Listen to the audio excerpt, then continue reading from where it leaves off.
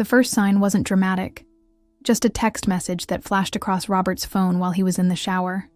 I wasn't snooping. Not really. His phone had chimed 3 times on the nightstand, and I glanced over instinctively. "Can't wait to see you tomorrow. Same place?" The name at the top read, Claire. I didn't know any Claire. My finger hovered over the screen. 15 years of marriage had built a foundation of trust I never questioned. Until that moment.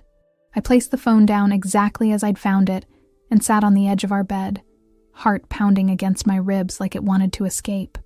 That night at dinner, I studied Robert's face as he talked about his upcoming business trip to Boston. The lines around his eyes that I once found charming now seemed to hide secrets. The gray peppering his temples that I'd loved now made him look like a stranger. Had I ever really known this man? The father of my children? The keeper of my dreams? "Sarah, did you hear what I said?" His voice pulled me back. He was asking about picking up our son from soccer practice the next day. "Sorry, distracted?" "Yes, I can get him." I smiled the way I always did, passed the potatoes the way I always did, asked about his day the way I always did. That night, I lay awake listening to his breathing. 15 years of sleeping beside someone creates a strange intimacy. I could map his sleep patterns better than my own. The steady rhythm told me he was genuinely asleep. No guilt keeping him awake. How was that possible? Morning came with a decision I never thought I'd make. After dropping the kids at school, I drove to his office and parked across the street. The shame of what I was doing burned in my stomach. This wasn't me. I wasn't the suspicious wife, the woman who followed her husband. Yet there I sat, sunglasses on, watching the entrance to his building. At 11:30, Robert emerged, not heading toward the deli where he usually got lunch, but walking briskly in the opposite direction. I followed at a distance, weaving through downtown crowds until he stopped at a boutique hotel I'd never noticed before, the kind with discreet entrances and no obvious signage. He checked his watch, Robert, who was never early for family dinners, and straightened his tie before entering. 20 minutes later, a woman with copper hair arrived. She paused at the entrance, checking her reflection in the glass door. She was younger than me, but not drastically so. Professional looking, pretty in an understated way. The sidewalk seemed to tilt beneath my feet. I gripped a nearby bench for support as she disappeared inside. The truth I'd been avoiding crashed through me with physical force. I couldn't breathe, couldn't think, couldn't move. An elderly woman passing by touched my arm. "Are you all right, dear? You've gone white as a sheet." I nodded automatically, mumbled something about low blood sugar, and stumbled back to my car. The drive home exists in my memory as disconnected flashes. Red lights, stop signs, the driveway appearing suddenly before me. I have no recollection of the journey itself. Inside our empty house, I moved through rooms that suddenly felt like museum exhibits of a life I thought I had. Photos of family vacations. The couch where we'd spent countless Sunday mornings. The kitchen where we'd dance while doing dishes. Every corner held memories now tainted by questions. I called my sister, but hung up before she answered. What would I even say? "I think Robert is having an affair," were words I couldn't form yet, as if speaking them would make them irrevocably true. Instead, I sat at our kitchen island and opened my laptop. I checked our cell phone bill first, dozens of texts to a number I didn't recognize, then credit card statements, lunches and charges from that same hotel going back 4 months. 4 months. While I'd been planning our summer vacation and helping with science projects and thinking about repainting the living room, Robert had been constructing an entirely separate life, a parallel universe, where I didn't exist. That's when the tears finally came. Not delicate, romantic tears, but ugly, gasping sobs that bent me double at our kitchen counter. Not just for the betrayal, but for my blindness, for the ease with which he'd deceived me, for the fool I'd been. By the time I heard Robert's key in the lock that evening, I had transformed. The woman who greeted him wasn't the same one he'd left that morning. I'd showered, applied makeup with careful precision, and dressed in clothes that made me feel armored. My grief was tucked away, replaced by something colder and more focused. "Hey, how was your day?" he asked, loosening his tie as he walked into the kitchen. The casual domesticity of the question made my stomach turn. "Fine," I replied. watching him pour a glass of water. Productive, actually. His phone buzzed in his pocket. He glanced at it, then deliberately turned away before checking the message. A gesture I'd never noticed before, but now seemed glaringly obvious. "The kids are at my mother's," I said. "I thought we needed to talk." The glass paused halfway to his lips. "About?" "Claire." The name hung in the air between us. His face cycled through expressions. Confusion, shock, then a practiced neutrality that confirmed everything. "Who?" The single word struck me like a physical blow. I'd prepared for denials, for excuses, even for confession, but not for him to look me in the eye and pretend ignorance so completely. "Robert, please don't." My voice remained steady. "I know about the hotel, today and all the other days." He set the glass down carefully, like someone handling explosives. "Sarah, I don't know what you think you—" "Stop." I slid my phone across the counter, screen displaying the text messages I'd recovered. "Just stop." The silence stretched between us, elastic and dangerous. Outside, a lawnmower droned. Inside, our carefully constructed life began to collapse. "It's not what you think," he finally said, the most predictable sentence in the history of affairs. "It's exactly what I think." I was surprised by my composure. 4 months at least, maybe longer. He ran his hand through his hair, a gesture so familiar it hurt to watch. "It just happened, Sarah. I never meant to." "Affairs don't just happen," I interrupted. "You made hundreds of choices. Every text, every lie about working late, every hotel check-in." His shoulders slumped as the pretense drained away. "I'm sorry." 2 small words, so inadequate they were almost laughable. 15 years, 2 children, thousands of shared moments, all reduced to, "I'm sorry." "Do you love her?" The question escaped before I could stop it. He looked away. "I don't know. Maybe. It's complicated." Another cliché. Our tragedy was playing out like a bad movie script. "Is she why you've been pushing for that transfer to the Chicago office?" His silence was answer enough. The Chicago transfer. The move we'd been discussing for months, uprooting our children, leaving my job and friends, had never been about his career advancement. It had been about her. "Were you ever going to tell me? Or just lead a double life, indefinitely?" I was confused, he said, as if confusion was a terminal illness that absolved all behavior. I needed time to figure things out. While I planned our future, my voice finally cracked. While I looked at houses online and researched schools, he reached for my hand. I pulled away. "Don't touch me." The rejection seemed to break something in him. His face crumpled. "Sarah, please. We can work through this. People make mistakes. Couples recover from this all the time." The word mistake echoed in my head. A mistake was forgetting to pay the electric bill or burning dinner.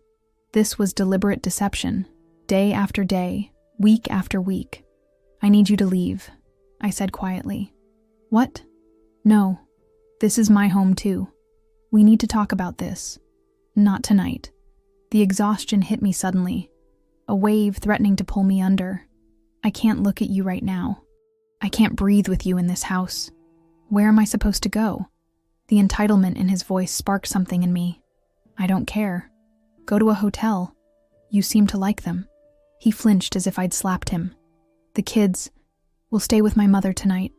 I told her we needed some time to discuss the Chicago move. The lie had come easily. I wasn't ready for the world to know yet.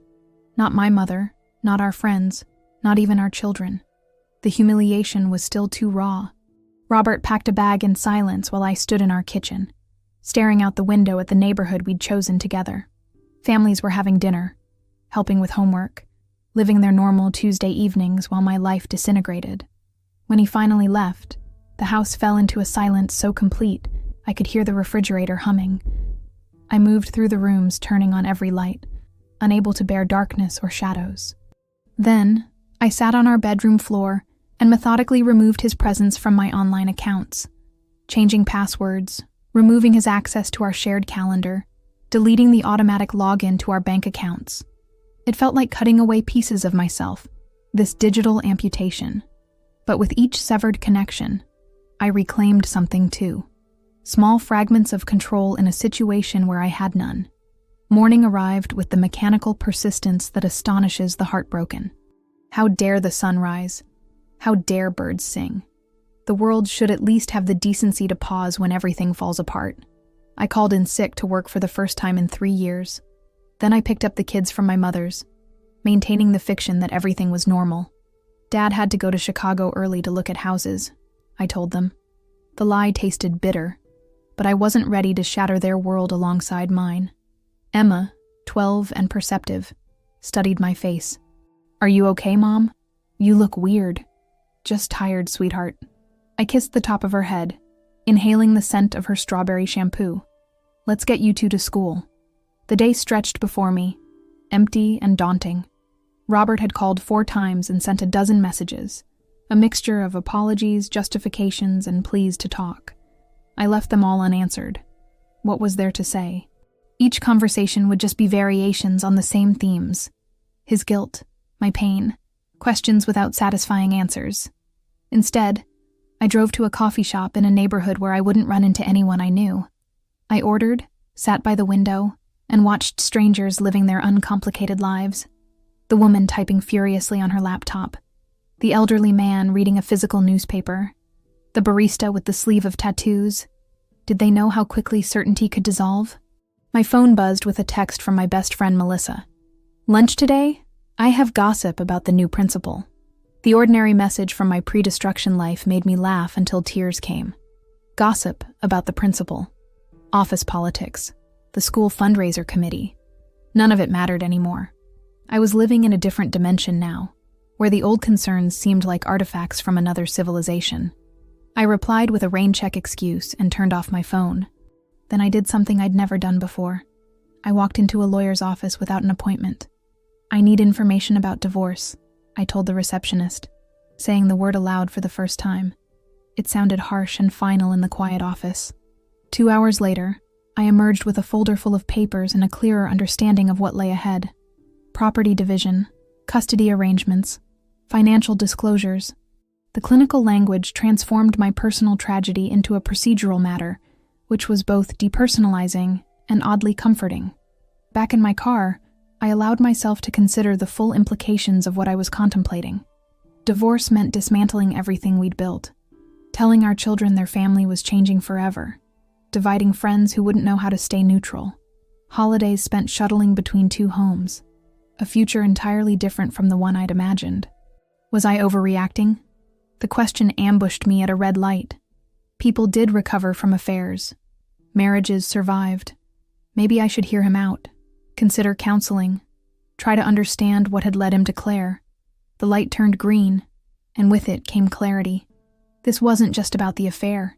It was about the elaborate deception, the countless lies, the way he'd looked me in the eye day after day while living a parallel life. The Chicago plans that would have uprooted our family for his convenience. The fundamental breach that couldn't be repaired with apologies or promises. I picked up the kids from school, maintaining my performance of normalcy. We did homework. I made dinner. We watched a movie. I tucked them in with extra long hugs they squirmed away from, unaware of their significance. Then I sat at the kitchen table and called Robert. "Can we talk?" His voice was eager, hopeful. "Yes. Tomorrow. Neutral ground." I named a coffee shop near his office. 2 o'clock. "I'll be there. Sarah, Not now," I interrupted. "Tomorrow." After hanging up, I opened my laptop and did something I'd been avoiding. I looked up Claire. It wasn't difficult to find her. Robert's company website listed her as Director of Strategic Partnerships. Her LinkedIn profile showed a woman with an impressive resume. Her Instagram revealed a life of business travel, urban sophistication, and no apparent partner. I stared at her photos, searching for clues about what had drawn Robert to her. Was it her career success? Her apparent freedom from domestic responsibilities? The newness she represented? Or something unquantifiable? Some chemistry I couldn't see through a screen?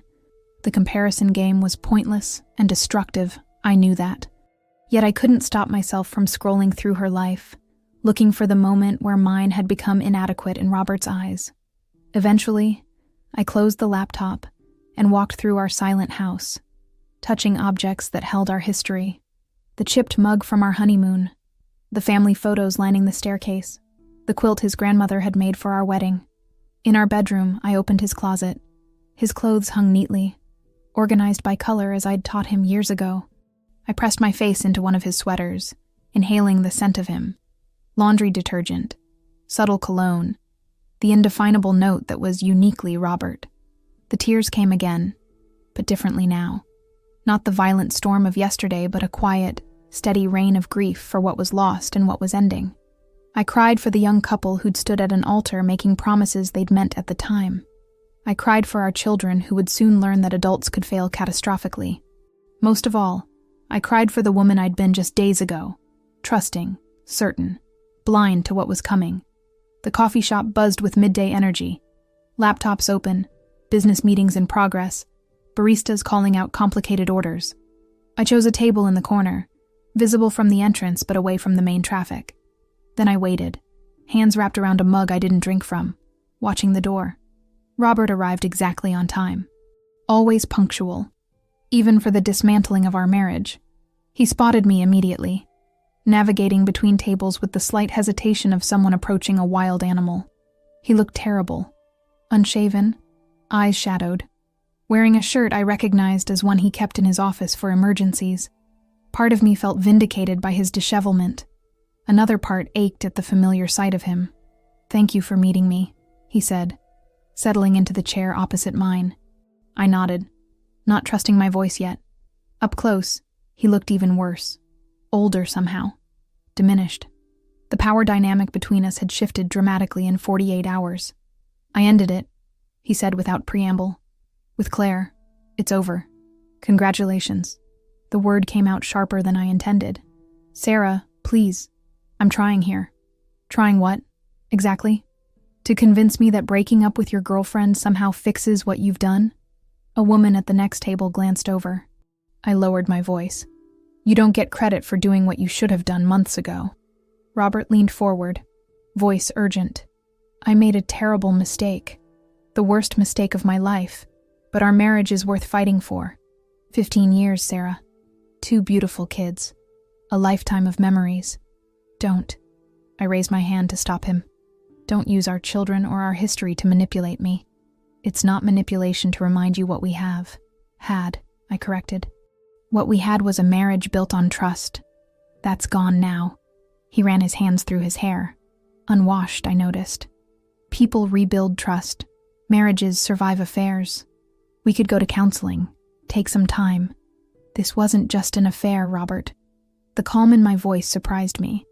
This was a systematic campaign of deception. You were planning to move our entire family to Chicago for her. That's not.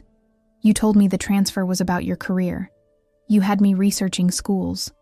You let me start saying goodbye to friends. He looked away, unable to deny it. So, don't talk to me about rebuilding trust when you were willing to uproot our children's lives for your convenience. The silence between us expanded, filled with the coffee shop's ambient noise, espresso machines hissing, casual conversations, background music nobody really heard. "I have a lawyer," I said finally. "I'm filing for divorce." He paled visibly. "Just like that? No attempt to work through this?" I did try to picture it, I admitted. Staying together, going through counseling, trying to forgive you. But every scenario ends the same way. With me never fully trusting you again.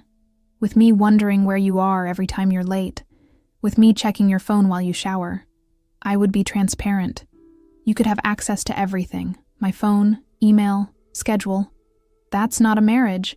That's a surveillance state. I shook my head. I don't want to live like that. And you wouldn't want it either. Not long term. What about the kids? The question I'd been dreading. We tell them together. This weekend. And we make it clear this isn't their fault. And that we both love them completely. And after that? Joint custody. Week on, week off, if that works with your schedule. My voice caught. Unless you're still planning to move to Chicago. I'm not going anywhere, he said quickly. My family is here. The irony of his declaration wasn't lost on either of us. He reached for my hand across the table. I let him take it, surprised by my own allowance. His palm felt the same. Warm, slightly rough at the edges. The familiar touch sent an ache through my chest. I never stopped loving you, he said. Even during... I know that sounds impossible, but it's true. That actually makes it worse. I gently withdrew my hand. Love should preclude betrayal, not coexist with it. A barista called out an order. A group of students entered, laughing. The world continued its ordinary rhythms while we sat in our private earthquake zone. What can I do? He asked finally. There must be something. The raw desperation in his voice stirred unwelcome compassion in me. This man had been my best friend for almost 2 decades, the father of my children, the keeper of my secrets and dreams. Now he was both intimately familiar and completely foreign. You can respect my decision, I said. You can be the best father possible to our children. You can make this transition as painless as it can be, which is still excruciating. And us? Is there any chance ever? I don't know. The honesty felt important. Right now, I can't see a future where we're together, but I can't predict how I'll feel in a year or 5 years. Hope flickered across his face. I needed to extinguish it before it grew into something that would hurt us both. Don't wait for me, Robert. Don't put your life on hold thinking I'll change my mind. That wouldn't be fair to either of us. He nodded slowly, the reality of our situation finally seeming to sink in. We sat in silence for several minutes, 2 people who knew everything about each other, and now hardly anything at all. I should go, I said eventually, gathering my purse. I have to pick up Emma from her piano lesson. Sarah. He caught my wrist as I stood. I'm sorry. Not just for the affair. For risking everything that mattered. For hurting you in ways I can't even fully understand yet. For the first time, his apology didn't sound rehearsed or defensive. It sounded like the beginning of genuine remorse. I know, I said quietly. And then I walked away, leaving him at the table, leaving us behind. Emma knew something was wrong the moment we called her and Jack into the living room. At 12, she'd developed that preternatural ability to sense emotional weather changes. 9-year-old Jack still bounced onto the couch, oblivious to the tension thickening the air. Robert and I sat opposite them, carefully positioned neither too close together nor too far apart. A choreography we'd discussed in tense whispers before they entered. United front, the parenting articles advised. As if anything about this situation could be unified. We need to talk to you guys about something important, Robert began, his voice steady despite the slight tremor in his hands. I'd always admired his composure in difficult situations. Now I wondered how much of that composure had facilitated his deception. Emma's eyes darted between us. Are we moving to Chicago? No, sweetheart, I said. We're not moving. Is somebody sick? Jack asked, suddenly serious. No, everyone's healthy, Robert assured him. A brief silence fell. We'd practiced this conversation, mapped out the key points, agreed on terminology. Yet now, faced with our children's expectant faces, all the careful phrasing evaporated. Your dad and I have decided to separate, I said finally. The words hung in the room, altering its atmosphere permanently. Emma's face went blank, a defensive shuddering I recognized from my own mirror reflections lately. Jack looked confused. Like a divorce? He asked. Like Tommy's parents? Yes, Robert said gently. Like a divorce. But why? Emma's voice had a razor's edge. What happened? We'd agreed not to mention the affair. Not yet. Maybe not ever, depending on how things unfolded. Sometimes adults grow in different directions, I began, hating the platitude even as I spoke it. That's not a real answer, Emma interrupted. People don't just wake up one day and decide to destroy their family without a reason. Her perceptiveness cut through our prepared script. Robert and I exchanged glances. You're right, he said. It's more complicated than that. I made some mistakes. Dad cheated, Emma stated flatly. Didn't you? The directness of her accusation silenced the room. Jack looked bewildered, too young to fully grasp the concept but old enough to sense its significance. Emma, I began, unsure whether to confirm or deflect. I'm not stupid, she continued. Lexi's mom had the exact same conversation with her last year. And then we found out her dad had a girlfriend. Robert paled. It's not that simple, but yes. I betrayed your mom's trust in a serious way. Jack's lower lip trembled. You're not going to live here anymore. Not in this house, buddy. Robert said, voice cracking. But I'll still see you all the time. I've found an apartment just 10 minutes away. You'll have your own rooms there too. I don't want another room, Jack said, tears spilling over. I want my room. I want our house. I want things normal. I moved to sit beside him, pulling him against me. His small body shook with sobs that tore at whatever was left of my heart. Emma remained rigid, unapproachable in her anger. This is so typical, she spat. Men are all the same. Selfish and weak. Emma, Robert began. Don't talk to me. She stood abruptly. I hope she was worth it. She stormed out, footsteps thundering up the stairs before her bedroom door slammed with house-shaking force. Jack cried harder, burrowing against me. Is Emma right? Are you weak, Dad? The naked question from our son left Robert speechless. I watched him struggle, respect stirring reluctantly, as he chose honesty over self-protection. In some ways, yes, he admitted quietly. I made weak choices, but I'm trying to be stronger now by taking responsibility for what I did. Jack processed this, his crying gradually subsiding into hiccups. Will you and Mom ever get back together? Another glance between us. Another invisible communication born of years sharing the same space, raising the same children. We don't know what the future holds, I said carefully. Right now, we're focusing on making sure you and Emma feel safe and loved. Which you are, Robert added emphatically. More than anything in the world. Jack nodded solemnly. Can I go play Minecraft now? The request was so incongruously normal that it startled a laugh from me. Sure, sweetie. We can talk more later if you have questions. He slid off the couch and padded to the den, seemingly accepting the new reality with the fluid adaptability of childhood. I envied his resilience even as I worried about emotions he might be suppressing. Robert and I sat in silence after he left. The conversation had gone both better and worse than anticipated. I should check on Emma, I said. He nodded. Let me try first. This is my fault. She should be able to direct her anger at the right person. Upstairs, Emma's door remained firmly closed, despite Robert's gentle knocking. I just want to talk, Em. Please. Silence. I'll wait, he said, sliding down to sit on the hallway floor outside her room. As long as it takes. I left him there and retreated to the kitchen, mechanically preparing dinner no one would want to eat. Through the window, I could see our neighbors' houses, lives continuing undisturbed while ours imploded. Mrs. Chen watering her garden, the Wilson kids shooting baskets in their driveway. Ordinary moments I'd taken for granted, just as I'd taken for granted the permanence of my family. Hours later, after a stilted dinner where Emma refused to look at her father, after Robert had left for his new apartment with a duffel bag and promises to call tomorrow, after Jack had been tucked in with extra stories and reassurances, I found Emma sitting on our back porch steps in the dark. I sat beside her without speaking. Crickets chirped. A neighbor's wind chimes tinkled softly. Is it my fault? She finally asked, voice small in the darkness. What? No, absolutely not. I turned to her, horrified. Why would you think that? She shrugged, hugging her knees to her chest. I've been difficult lately, always arguing. Maybe if I'd been better. Stop. I took her face between my hands. Listen to me. Nothing you did or didn't do caused this. Nothing.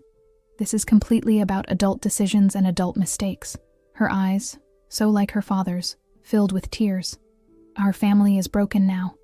Changed, I corrected gently. Not broken.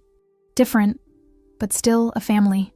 She leaned against me then, allowing herself to be held for the first time in months. We sat together in the quiet night, both mourning the shape of what we'd lost. 3 weeks into separation, and our house still felt haunted by Robert's absence. His coffee mug remained in the cabinet, unused. His reading chair sat empty in the corner of the living room. His dresser drawers stood half full, as if he might return any moment to reclaim his remaining shirts and socks. You need to get his stuff out, Melissa said bluntly. She'd arrived that morning with coffee, donuts, and the take-no-prisoners attitude that had made her my best friend since college. It's like living in a museum to your marriage. The kids need time to adjust, I argued weakly. Too much change at once is traumatic. Bullshit, she replied, mouth full of chocolate glaze. The kids need to see you moving forward, not preserved in amber. And so do you. She was right, of course. The suspended animation of our home reflected my own internal state. Neither married nor divorced, neither together nor fully separate, caught in a painful limbo where moving in any direction felt like failure. That afternoon, I bought moving boxes. After the kids went to sleep, I began the process of exorcism, packing Robert's books, sports equipment, the collection of vinyl records he'd cherished. Each item carried memories I had to acknowledge before setting aside. The vintage Fleetwood Mac album we'd found at a street fair in Portland, the biography of Churchill he'd read aloud to me during a cross-country road trip, the worn baseball mitt he'd used to teach Jack how to catch. I worked methodically, room by room, surprised by how Robert's presence had permeated spaces I'd thought of as mine. His reading glasses on my bedside table, his favorite tea in my kitchen cabinet, his handwriting on sticky notes marking recipes in my cookbooks. At midnight, I stood in our bedroom, my bedroom now, surrounded by sealed boxes labeled in careful block letters. Robert, books. Robert, clothes. Robert, personal. The room looked strangely bare, as if I'd removed not just his possessions, but some essential part of its character. On impulse, I stripped the bed, bundling sheets and pillowcases into the laundry hamper. The mattress lay naked and vulnerable, a metaphor too obvious to ignore. I found new bedding in the linen closet, a set I'd bought years ago, but Robert had disliked for being too flowery.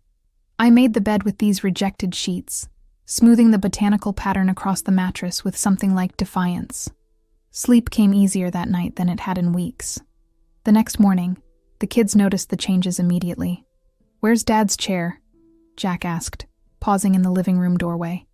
"I moved it to the basement," I explained. "I thought we might get a small bookshelf for that corner instead. Maybe for your comic collection?" He considered this, head tilted. "Can I pick it out?" "Absolutely." Emma observed the transformation with typical preteen inscrutability, but I caught her studying the newly vacant spaces with interest. "Are we redecorating?" she asked over breakfast. "Sort of," I said. "I thought we could all decide together how to make the house feel good for us now." "Without Dad's stuff everywhere, you mean?" "Yes," I admitted, "but also adding things that make us happy." She nodded slowly. "My friend Zoe has lights shaped like clouds in her room. Could I get something like that?" It was the first request she'd made in weeks that wasn't tinged with anger or sadness. Progress, however small. Cloud lights sound perfect. Melissa arrived that evening with her husband's truck to transport the boxes to Robert's apartment. I'd texted him about the delivery, received a terse "okay" in response. Now I watched from the porch as Melissa and her husband loaded the physical artifacts of my marriage. "Want me to say anything to him?" Melissa asked, closing the tailgate. No. The possibility of messages carried between us by third parties felt like regression. We're speaking directly or not at all now. She hugged me fiercely before leaving. "I'm proud of you. This shit is hard, but you're doing it with grace." Grace wasn't how I'd describe the hollow ache in my chest as the truck disappeared down our street, but I appreciated the vote of confidence. Inside, the house felt different. Airier, less burdened. I poured a glass of wine and wandered from room to room, mentally rearranging furniture, imagining new colors for the walls. The decorating plans felt simultaneously trivial and profound. Paint colors wouldn't heal my family, but reclaiming our space might help us move forward. My phone chimed with a text from Robert. "Got the boxes. Thank you for packing everything so carefully." The courtesy between us now felt strange, formal and brittle compared to the casual intimacy we'd once shared. I typed back, "You're welcome. Let me know if I missed anything." 3 dots appeared, disappeared, appeared again. Finally, "The house looks different. Jack mentioned the changes on our video call." I hesitated, unsure how to respond. Did he expect an apology? An explanation? Eventually, I wrote, "Yes, we're making it work for us now." Another pause. Then, "That's good. You should make it yours." The simple acknowledgement loosened something in my chest. This new terrain between us. Not quite friends, no longer lovers, forever connected through our children, would require its own language, its own boundaries. We were both stumbling toward a relationship neither of us had ever imagined needing. That weekend, the kids and I went shopping. We bought cloud lights for Emma's ceiling and a comic book display shelf for Jack's growing collection. I found a small armchair for the space where Robert's reading chair had been. Not to replace him, but to claim the corner for myself. We picked paint samples and debated area rugs. We ordered pizza and ate it picnic style on the living room floor, surrounded by catalogs and color swatches. It wasn't happiness exactly, too soon for that, but something adjacent to it. Possibility, perhaps. The tentative beginning of our next chapter. Later, after the kids were asleep, I sat in my new chair with a book I'd been meaning to read for months. The house settled around me with familiar creaks and sighs. Outside, a light rain began to fall. I realized with mild surprise that I'd gone an entire day without crying, without that band of tension across my chest that had become so familiar it was almost a companion. The road ahead still stretched long and uncertain. There would be lawyers and custody schedules, financial entanglements to unravel, explanations to friends and family who didn't yet know. There would be holidays to reinvent and traditions to redefine. There would be days when grief ambushed me without warning. But sitting in my reclaimed space, surrounded by evidence of small choices made freely, I felt something I'd feared might be permanently lost. A sense of self separate from my marriage, capable of creating a life that hadn't been planned but might still be worth living.